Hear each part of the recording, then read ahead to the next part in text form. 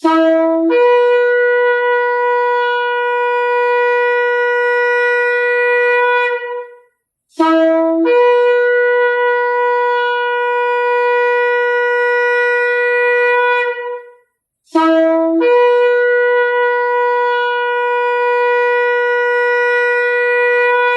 RPK yang dikasihi Tuhan, dimanapun Anda berada. Shalom, Beshem Yeshua HaMashiach, salam sejahtera dalam nama Yeshua HaMashiach, dalam nama Tuhan Yesus Kristus, Juru Selamat kita.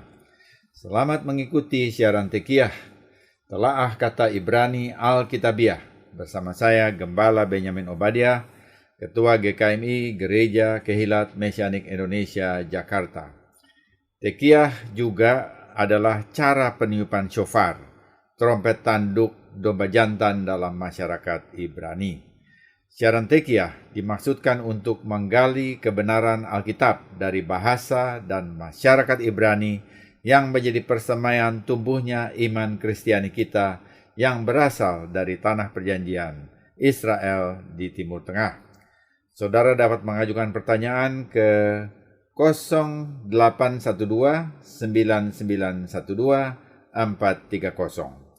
Bila saudara diberkati oleh siaran Tekiyah dan saudara mau kembali memberkati siaran ini, saudara dapat mengirimkan dukungan saudara dengan menghubungi nomor HP 0817 000 8881. Hari ini kita akan membahas kata Ibrani Torah bagian kedua.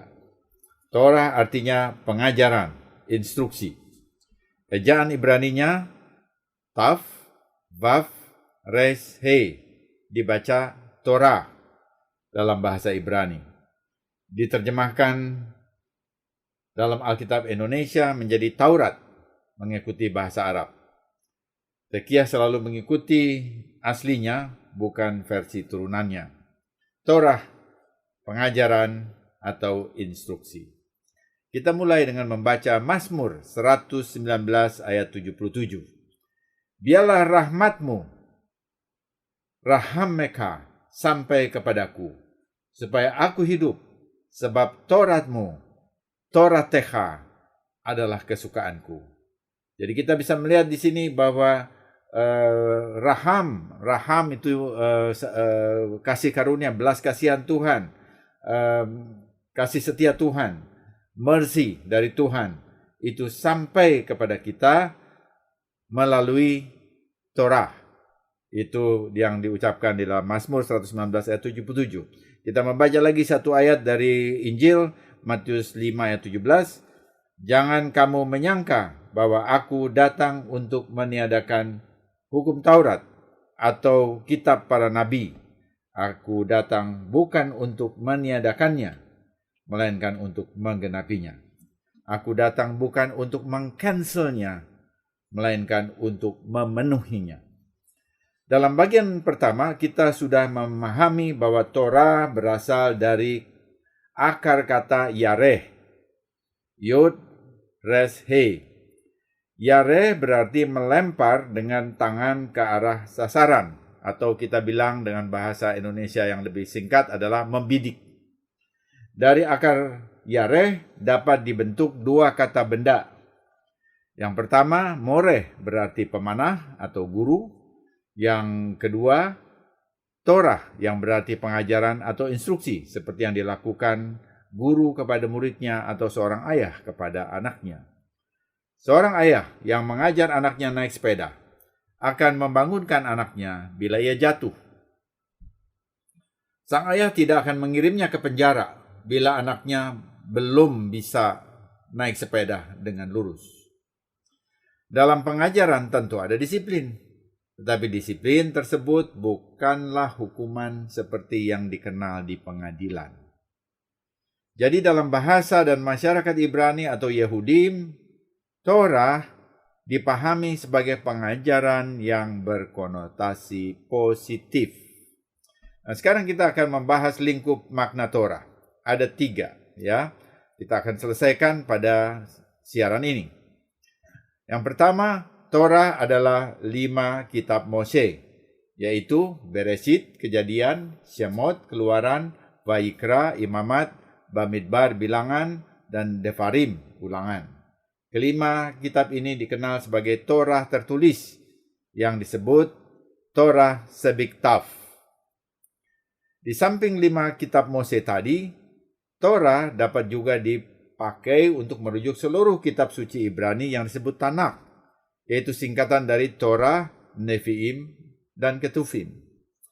Untuk dapat melaksanakan semua perintah Tuhan dalam 5 kitab Mose oleh seluruh bangsa Israel secara seragam, para rabi merumuskan petunjuk pelaksanaannya yang disebut halakah, yang dipahami sebagai Torah lisan. Jadi halakah dipahami sebagai Torah lisan, dalam bahasa Ibraninya disebut Torah Sebeal P. Namun agar tidak tercecer dan hilang, mulai dari abad 2 sampai abad 5, Torah lisan ini ditulis menjadi satu kitab yang disebut Talmud, yang terdiri dari 2 bagian, yaitu Mishnah dan Gemara. Ini sudah dibahas di bagian yang pertama. Nah, sekarang kita akan melanjutkan ke bagian yang kedua, aspek kedua dari Torah, yaitu Torah sebagai konstitusi rohani bangsa Israel. Torah tertulis atau Torah Mose bukan saja kitab suci tentang urusan rohani, tetapi juga mengatur seluruh kehidupan bangsa Israel. Ini termasuk cara bercocok tanam di tanah perjanjian, kehidupan bermasyarakat, hubungan dengan lingkungan, cara merayakan hari raya, pemeliharaan kemah atau bait suci, bahkan sampai pada urusan pinjam-meminjam barang atau uang. Pendeknya, seluruh tatanan kehidupan bangsa termasuk hak atas tanah perjanjian didasarkan atas Torah. Karena itu, secara hukum, Torah juga berfungsi sebagai konstitusi atau undang-undang dasar bangsa dan negara Israel. Ini tentunya pada negara Israel kuno. Suatu negara adalah wilayah geografis yang dihuni oleh penduduk yang memiliki karakteristik politik tertentu. Bagaimana Torah menjabarkan hal ini bagi Israel?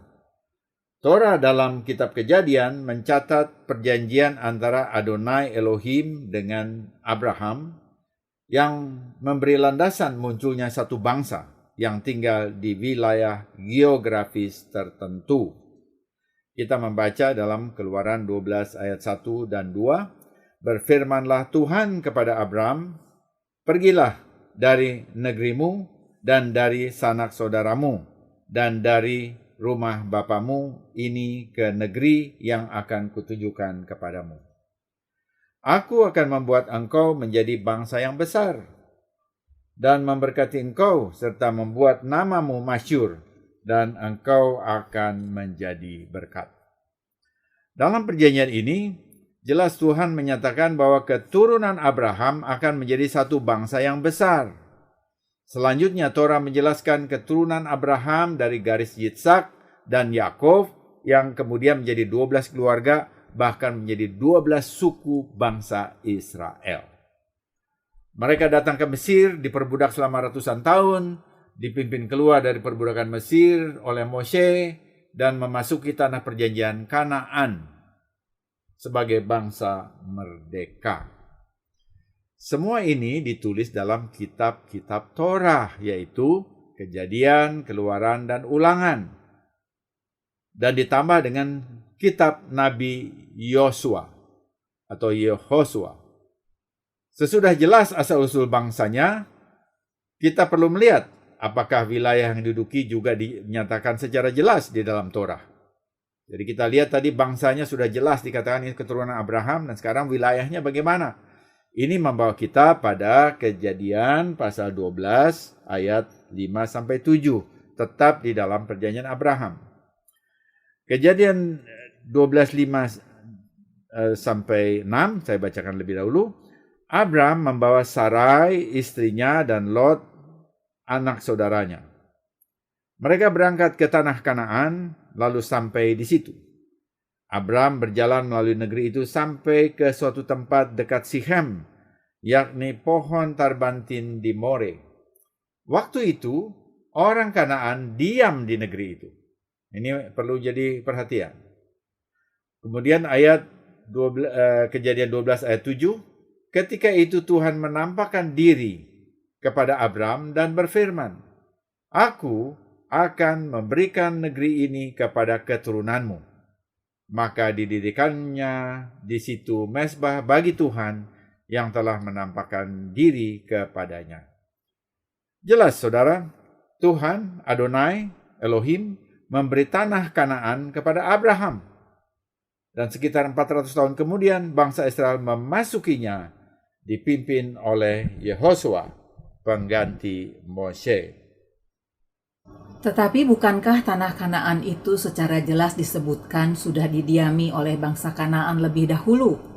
Atas dasar apa Adonai Elohim memberikan tanah yang mereka duduki kepada bangsa Israel?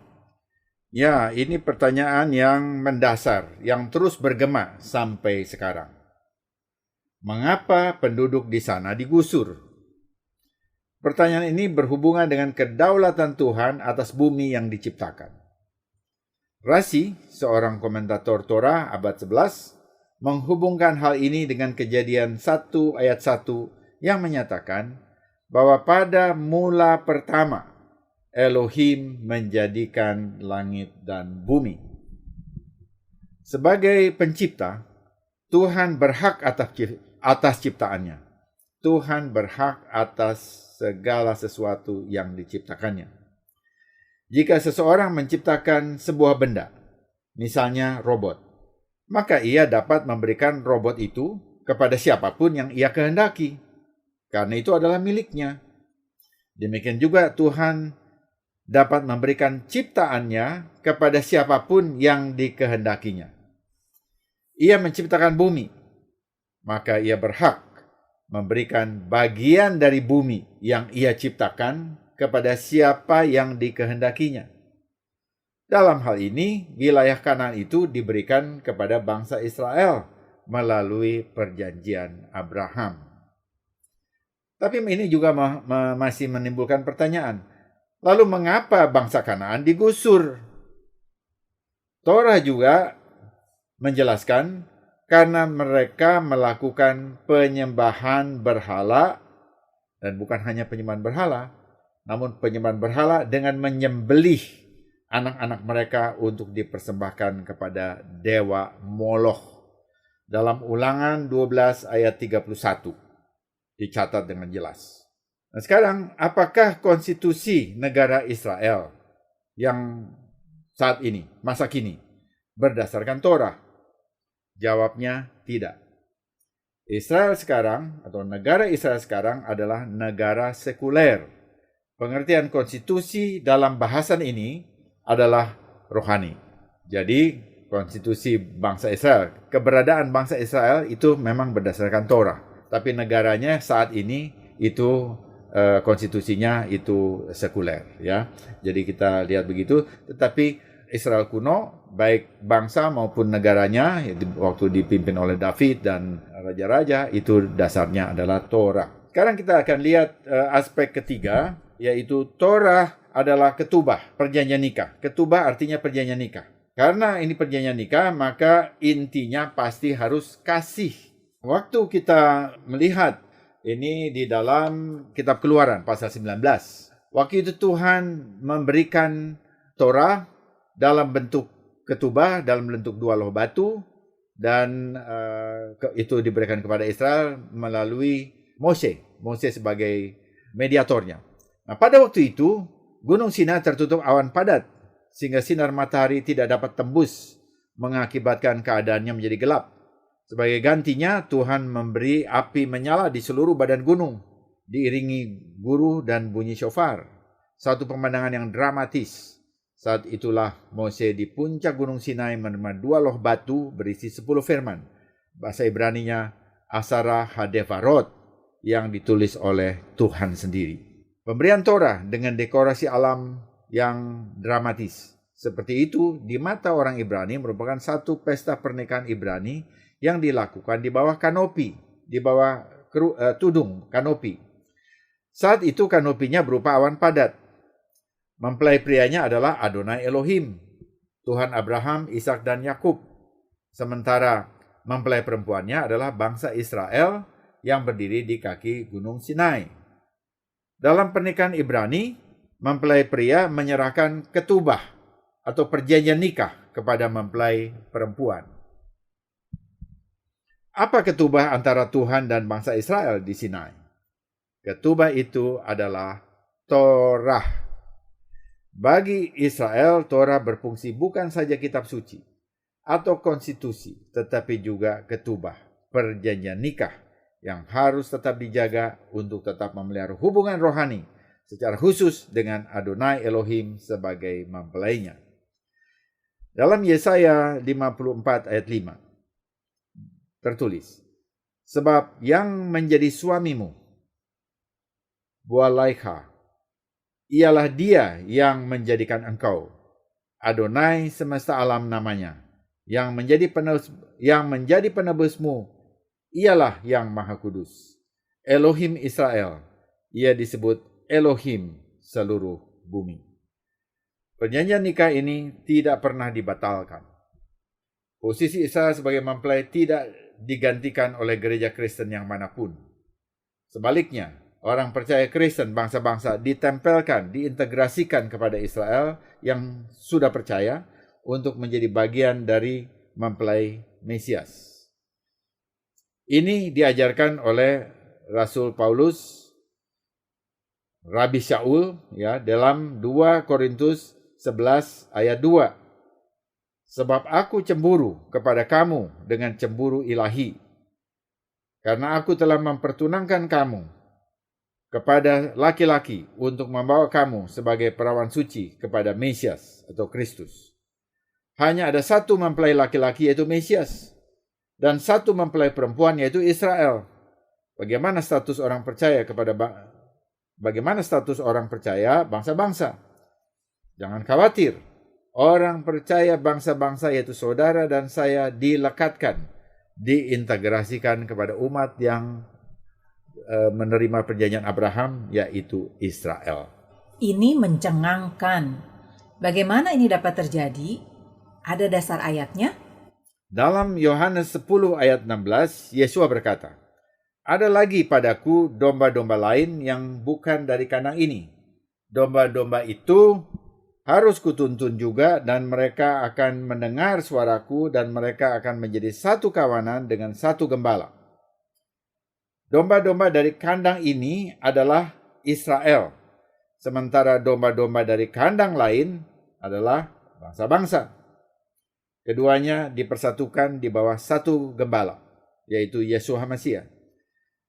Tetapi apakah Israel dibawa kepada bangsa-bangsa atau bangsa-bangsa yang dibawa kepada Israel? Ini pertanyaan. Rasul Rabi Shaul Paulus menjawab pertanyaan ini dalam Roma 11 ayat 17. Rasul Rabi Shaul menulis pada ayat itu, karena itu apabila beberapa cabang telah dipatahkan dan kamu sebagai tunas liar telah dicangkokkan di antaranya dan turut mendapat bagian dalam akar pohon zaitun yang penuh getah, janganlah kamu bermegah terhadap cabang-cabang itu.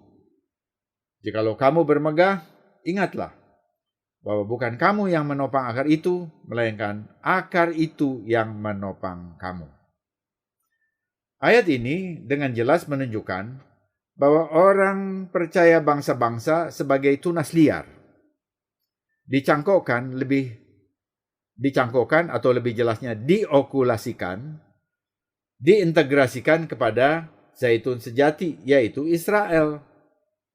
Jadi bangsa-bangsa diintegrasikan kepada Israel dan bukan Israel diintegrasikan kepada bangsa-bangsa. Nah, ini satu hal yang harus jadi pemahaman kita. Jadi umat Tuhan ini merupakan kesatuan antara orang Yahudim dan bangsa-bangsa yang percaya. Bukankah masih banyak orang Yahudi yang belum percaya?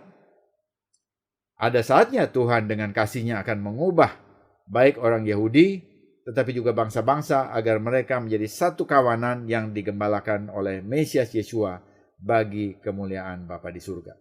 Jadi nanti Tuhan akan berurusan dengan orang-orang Yahudi yang belum percaya. Itu kita serahkan dan kita doakan.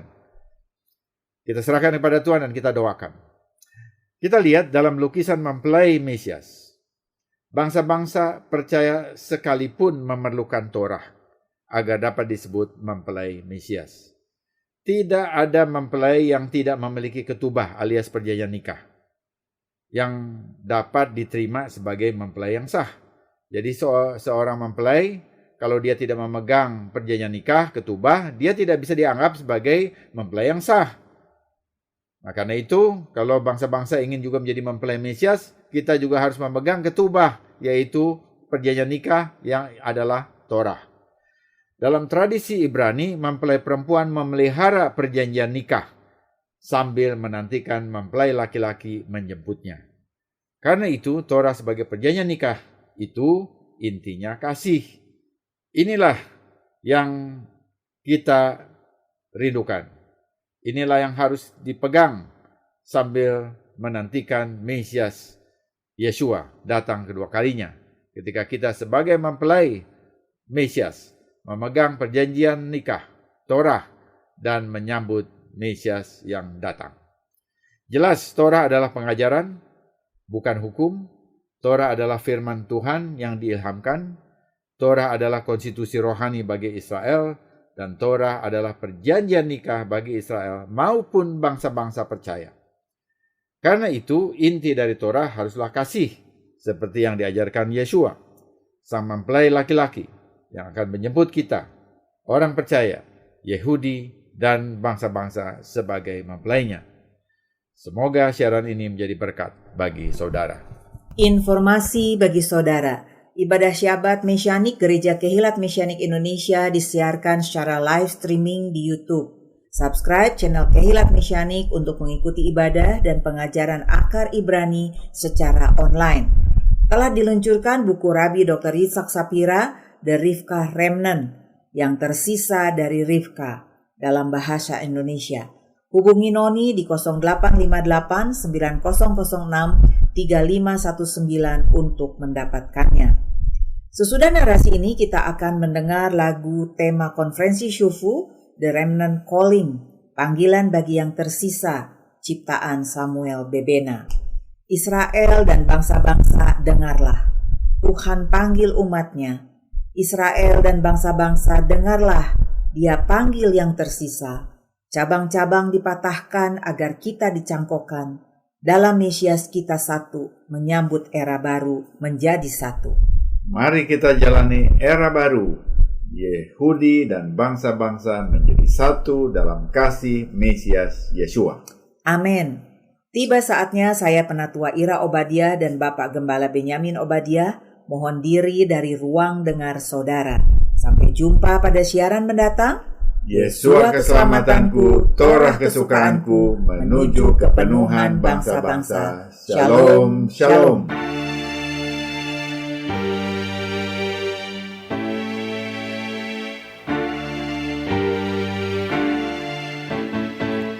Israel dan bangsa-bangsa dengarlah, Tuhan panggil umatnya.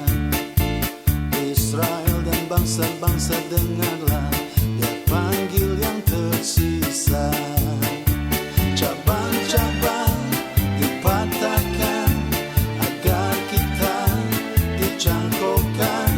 Dalam Mesias kita satu, menyambut era baru. Israel dan bangsa-bangsa dengarlah, Tuhan panggil umatnya. Israel dan bangsa-bangsa dengarlah, Dia panggil yang tersisa.